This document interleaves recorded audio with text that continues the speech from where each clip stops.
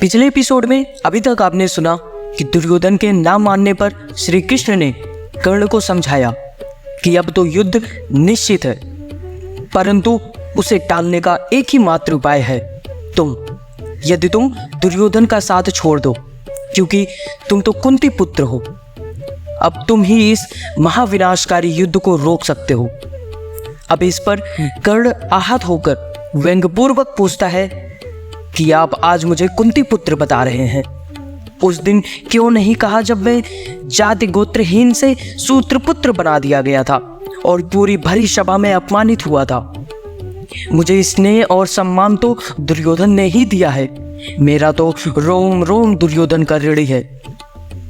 इस एपिसोड में हम देखेंगे कर्ण और कृष्ण के बीच हुए संवाद को। कर्ण कहते हैं, फिर भी आप मेरे जन्म का रहस्य युधिष्ठिर को मत बताइएगा, क्योंकि मेरे जन्म का रहस्य जानने के बाद वे ज्येष्ठ पुत्र होने के कारण अपना राज्य मुझे दे देंगे और मैं वह राज्य दुर्योधन को दे डालूंगा। धरती की तो है क्या बिसात, आ जाए अगर बैकुंठ हाथ, उसको भी न्यौछावर कर दूं, कुरुपति के चरणों में धर दूं। देखें इसे दिनकर ने कितने सुंदर शब्दों में वर्णित किया है। विक्रमी पुरुष लेकिन सिर पर चलता ना छत्र पुरखों का धर, अपना बल तेज जगाता है, सम्मान जगत से पाता है। सब देख उसे ललचाते हैं, कर विविध यत्न अपनाते हैं। कुल गोत्र नहीं साधन मेरा, पुरुषार्थ एक बस धन मेरा। कुल ने तो मुझको फेंक दिया, मैंने हिम्मत से काम लिया। अब वंश चकित भरमाया है, खुद मुझे ढूंढने आया है। लेकिन मैं लौट चलूंगा क्या, अपने परण से विचरूंगा क्या। रण में कुरुपति का विजय वरण, या पार्थ हाथ कर्ण का मरण। हे कृष्ण यही मति मेरी, तीसरी नहीं गति है मेरी। मैत्री की बड़ी सुखद छाया, शीतल हो जाती है काया। धिक्कार योग्य होगा वो नर, जो पाकर भी ऐसा तरवर। वो अलग खड़ा कटवाता है, खुद आप नहीं कट जाता है। जिस नर की बाह गही मैंने, जिस तरु की छा गही मैंने, उस पर न वार चलने दूंगा, कैसे कुठारे चलने दूंगा।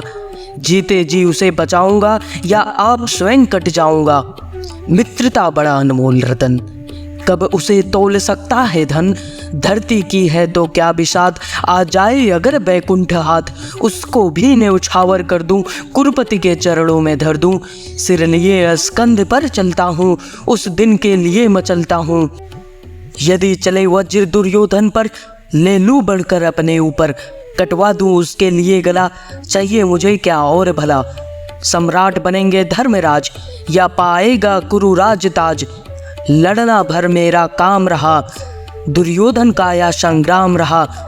मुझको ना कहीं कुछ पाना है, केवल ऋण मात्र चुकाना है। कुरुराज्य चाहता मैं कब हूँ, साम्राज्य चाहता मैं कब हूँ। क्या नहीं आपने भी जाना, मुझको ना आज तक पहचाना। जीवन का मूल्य समझता हूँ, धन को मैं धूल समझता हूँ। धनराशि जोगना लक्ष्य नहीं, साम्राज्य भोगना लक्ष्य नहीं। भुजबल से कर संसार विजय, अनगिनत समृद्धिया का संचय। दे दिया मित्र दुर्योधन को, तृष्णा छू भी ना सकी मन को। वैभव विलास की चाह नहीं, अपनी कोई परवाह नहीं। बस यही चाहता हूँ केवल, दान की देव शरित निर्मल। करतल से झरती रहे सदा, निर्धन को भरती रहे सदा। तुच्छ है राज क्या है केशव, पाता क्या नर का प्राप्त विभव। चिंता प्रभूत अतलप्य हास, कुछ चाकचिक्य कुछ पल विलास। परवाह भी यही गवाना है, कुछ साथ नहीं ले जाना है। मुझसे मनुष्य जो होते हैं, कंचन का भार न ढोते हैं। पाते हैं धन बिखराने को, लाते हैं रतन लुटाने को। जग से ना कुछ भी लेते हैं, दान ही हृदय का देते हैं। प्रसादों के कनकाभ शिखर, होते कबूतरों के ही घर। महलों में गरुड़ न होता है, कंचन पर कभी न सोता है। रहता हुआ कहीं पहाड़ों में, शैलों की फटी दरारों में।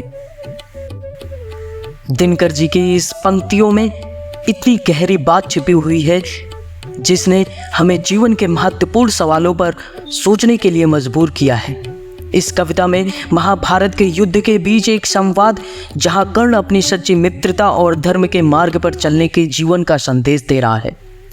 इस पंक्तियों में हमें बताया है कि आराम की जगह एक पक्षी प्रेमी उड़ान करता है, जबकि दूसरा जो कि गरुड़ है वो पहाड़ों और जंगलों के बीच अपना जीवन गुजारता है।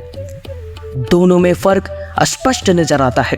अक्सर आपने कबूतरों को बड़े बड़े महलों या भवनों में ही देखा है, किंतु गरुड़ सदैव पहाड़ों या फिर जंगलों में ही अपना जीवन गुजारता है। इससे हमें यह समझने को मिलता है कि अपनी आरामदायक जगह से निकलकर वास्तविक जीवन के असली मायने में विश्वास और समझ पाना कितना आवश्यक है, क्योंकि हमेशा दृढ़ता और विश्वास की मजबूती आरामदायक जगह को छोड़कर ही मिलती है। होकर सुख समृद्धि के अधीन मानव होता निज तप छेड़, सत्ता किरीट मणिमय आसन करते मनुष्य का तेज हरण। नर विभव हेतु ललचाता है, पर वही मनुज को खाता है। चांदनी पुष्प छाया में पल, नर भले बने सुमधुर कोमल। पर अमृत क्लेश का पिए बिना, आताप अक्षण में जिए बिना, वह पुरुष नहीं कहला सकता, विघ्नों को नहीं हिला सकता। उड़ते जो झंझावतों में, पीते सो वारी प्रपातों में। सारा आकाश अनय जिनका, विषधर भुजंग भोजन जिनका। वे ही फानी बंध छुड़ाते हैं, धरती का हृदय जुड़ाते हैं। मैं गरुड़ कृष्ण में पक्षीराज, सिर पर ना चाहिए मुझको ताज। दुर्योधन पर है विपत्ति घोर, सकता ना किसी विधि से उसे छोड़। ऋण खेत पटाना है मुझको, अहिपाश कटाना है मुझको। संग्राम सिंधु लहराता है, सामने प्रलय गहराता है। रह रह कर भुजा फड़कती है, बिजली सी नसें कड़कती है। चाहता तुरंत मैं कूद पड़ूं, जीतू की समर में डूब मरूं। अब देर नहीं की जय केशव, अब शेर नहीं की जय केशव। धन की डोरी न तन जाने दे, संग्राम तुरंत ठन जाने दे। तांडवी तेज लहराएगा, संसारी ज्योति कुछ पाएगा। हाँ एक विनय यदि मधुसूदन, मेरी या जन्म कथा गोपन। मत कभी युधिष्ठिर से कहिए, जैसे हो इसे छिपा रहिए। वे इसे जान यदि पाएंगे, सिंहासन को ठुकराएंगे। साम्राज्य ना कभी स्वयं लेंगे, सारी संपत्ति मुझे देंगे। मैं भी ना उसे रख पाऊंगा, दुर्योधन को दे जाऊंगा। पांडव वंचित रह जाएंगे, दुख से ना वह छूट पाएंगे। अच्छा अब चला प्रणाम यार, हो सिद्ध समर के शीघ्र कार्य। रण में ही अब दर्शन होंगे, सार से चरण स्पर्शन होंगे। जय हो दिनेश नभ में विहरे, भूतल में दिव्य प्रकाश भरे। रथ से धरिए उतारे आया, हरि के मन में विस्मय छाया।